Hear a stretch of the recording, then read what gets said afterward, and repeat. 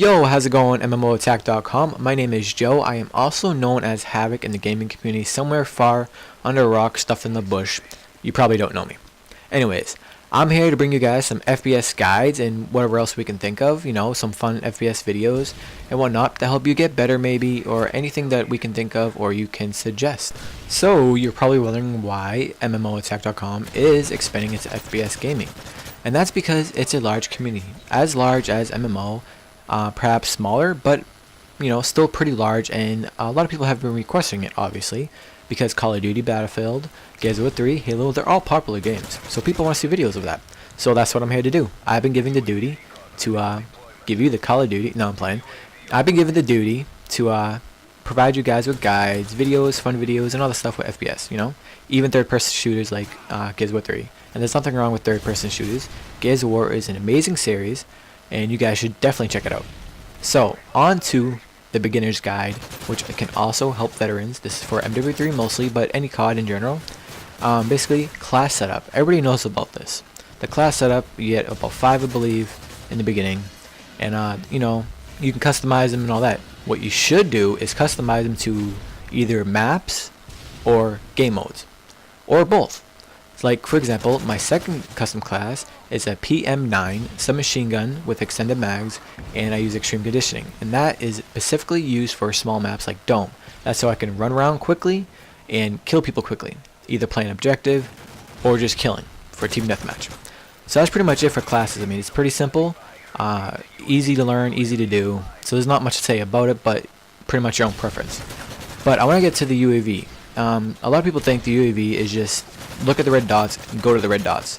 I have some tips and tactics that you can use to survive while going to the red dots or not going to the red dots. You might call it camping, but I call it baiting. So when you use your UAV, you see the red dots, and if there's a lot of red dots and you're close by to them, but you think you might die if you get too close, what you want to do is get some cover and maybe shoot the trigger button, the button that shoots. Just tap it, let it shoot, let them see the dot on the map, and they'll come to you. 1 or 2 of them will come to you, but be careful because people will be using Assassin, Ghost, or Cold-Blooded. So definitely keep your eye out, but just place a Claymore or C4 or a bouncing rating down, and they'll run into that, kill a few, and when you see them, if you got injured by it, just mow them down. So that's a really good tactic you can use with UAV without, just going to the enemy all the time. Make them come to you. That is the best way to do it. That is not camping. I call that tactical waiting, or just using the UAV tactically and smart. Another way you can use the UAV is not watch it. It's not for the enemies. Also, watch your teammates. You see the blue arrows or orange arrows, depending if you use colorblind on MW3. Watch the arrows. If you see an arrow disappear and no dot pop up of what killed it, that may suggest that there's a person there with a silencer and a ghost or assassin perk. So that means keep your eyes out and look out for that guy. Also, go to that area and you may be able to get an easy kill because he's probably reloading. So that's, pretty good ways to use the UAV that a lot of people don't realize. And if you do that, and you'll probably get a lot more kills and do a lot better and be a much better team player. Another thing, grenades and stuns. Most people think, toss a grenade and that's the only thing it's used for. Toss a stun or flash and that's the only thing it's used for. I use it a lot differently. For example, when I'm running away from an enemy, if I have to reload or I'm really hurt, if I have a Semtex and I turn a corner, when I'm turning that corner, I stick that Semtex onto the wall. It's kind of like Gears of War. I stick the Semtex onto the wall, and the time that they run to me, that Semtex either will blow up and hurt them or kill them. If it blows up and hurt them, you can easily turn around and just mow them down. Now for the frag grenades, it's pretty more simple. When you're running away, just toss it at the wall in front of you or at the ground and try to run away from it before it blows you up. But they'll probably run into it, run away from it, or get hurt from it. Same thing, turn around, spray them down. They're easy to kill. Now on to the flashes and stuns. I use them a lot different than most people. Most people just, toss at the enemy, to stun them, to flash them, which is good. I mean, don't stop doing that. But here's another way you can use it. If you're unsure if someone's around the corner, simply toss the flash or stun off the wall, and it'll bounce in front of them. Now if you have recon, it'll show them on the map.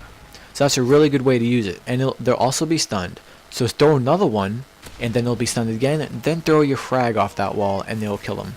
And if you don't have a frag, just jump and kill them. Now that brings me to drop shotting and jumping. A lot of people frown upon that and think it's very noobish. It's actually not. It's a very good tactic to survive. If you jump, you're messing up their aiming, and if you drop shot, it's kind of like falling into Final Stand, which a lot of people complain about. And so basically that messes up their aim, giving you the chance to finish the kill.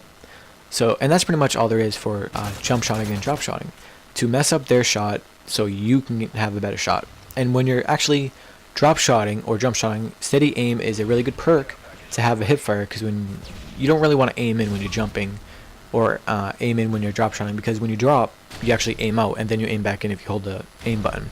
So steady aim is a very good perk for that. So definitely try to use it, maybe try it out. I guarantee you'll do better with that. Now for pre-aiming and pre-firing, simply pre-aiming, every corner you go by, just get ready to aim, and if you see somebody, start firing before you zoom in. And as you're firing, zoom in. I mean, ADS, aim down the sights as you fire. That's called pre-firing. A lot of people hate that. A lot of people can't stand it. But anybody can do it. So, put away your ego, your pride, and try it out, and you'll enjoy it. Your KD will go up. You'll be a better team player and all that. But I am out of time, guys. So I hope you guys did enjoy this guide. Stay tuned for another one very soon. I'm Havoc with MMOattack.com. Peace out, guys.